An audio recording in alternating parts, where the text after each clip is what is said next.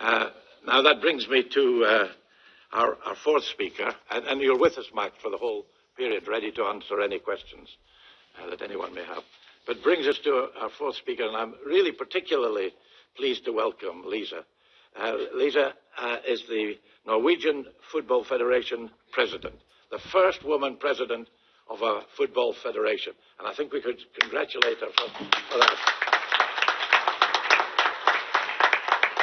And you also, Lise, made a very bold and excellent speech at the 72nd FIFA Congress in Doha, with a lot of us cheering you along in what you said about the position, not just in Qatar, but other human rights issues that FIFA needs to take account of. And so we're particularly looking forward to hearing from you and for you to tell us in concrete terms what you would like FIFA to do and what you would like seen done on a wider, in a wider sense as well. So we're really very, very pleased. I wish you'd been around when I was writing my report on football governance.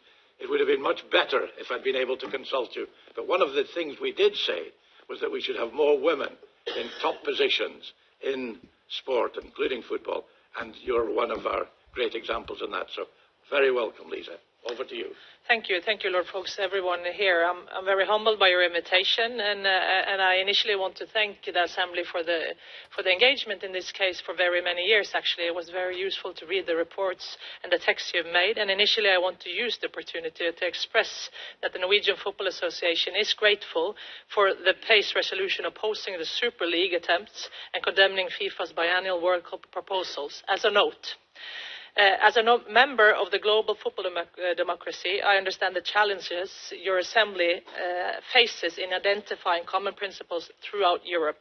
A true democracy never has too many voices.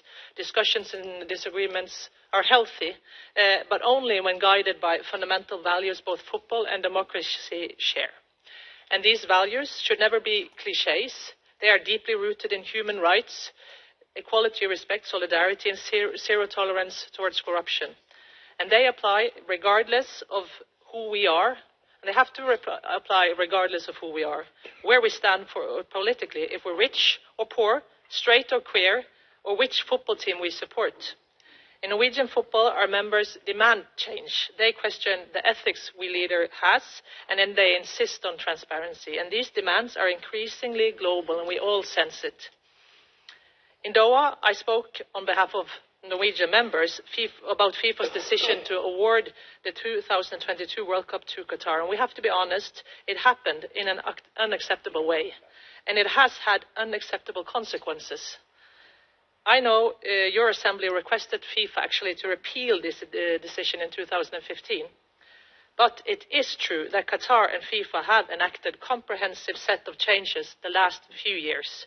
And these policy changes are being adapted by national federations, including my own.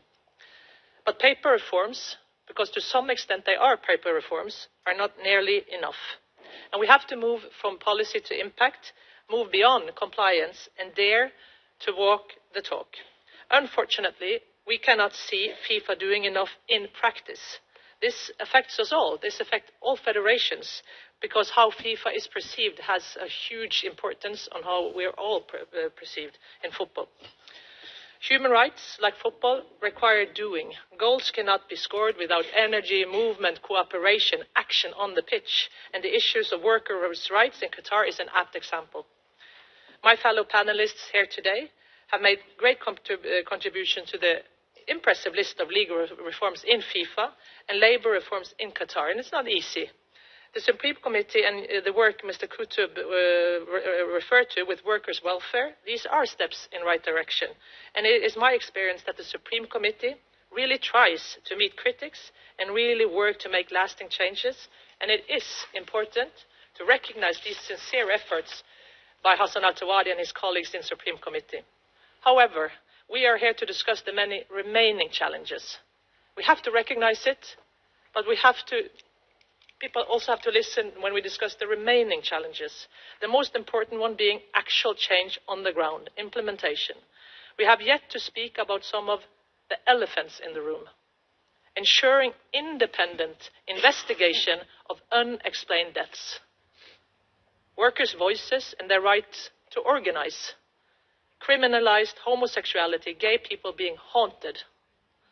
The positive changes need to reach more than the 2% of workers the Supreme Committee covers, and the changes need to be lasting before we can talk about any legacy.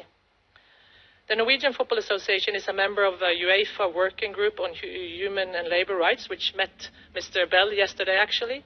And there have been very many discussions with FIFA about many things, and we have had many promises which are yet to be fulfilled. Dismissals, delays, and hollow commitments just aren't good enough on this issue. FIFA must now use all its leverage to get changes implemented. And our three concrete expectations for FIFA and Qatar are clear and firm. One, we support the NGOs in calling on Qatar and FIFA to establish a compensation fund. It's not difficult to see that this is it's difficult to frame it in, but it's necessary also for historical abuses, injuries and deaths. Number two, we call for establishment of a permanent resource center, as Dietmar also referred to. A resource center, a safe haven for workers that are not entitled to organize themselves. How should they know their rights? And number three, we demand that safety, respect and rights for LGBTQI plus persons and fundamental respect and engagement for women's football should be non-negotiable requirements for hosting the biggest sports tournaments in the world. Not an aim many years later, but non-negotiable requirements. The Qatar World Cup kick-started discussions about sports washing and human rights in football, and it has been a very steep learning curve for us all. We have to be very honest about that. For the first time, really, we saw all these workers, these people that carries bricks and builds the stadium and infrastructure. We didn't really see them before. Now we see them. Human rights are universal, as are the responsibility to protect them. It's not FIFA's responsibility alone, it's all of us' responsibility. And it should not be a struggle to find platforms to discuss human rights with FIFA leadership, political leadership, or to address human rights at the FIFA Congress. Should not.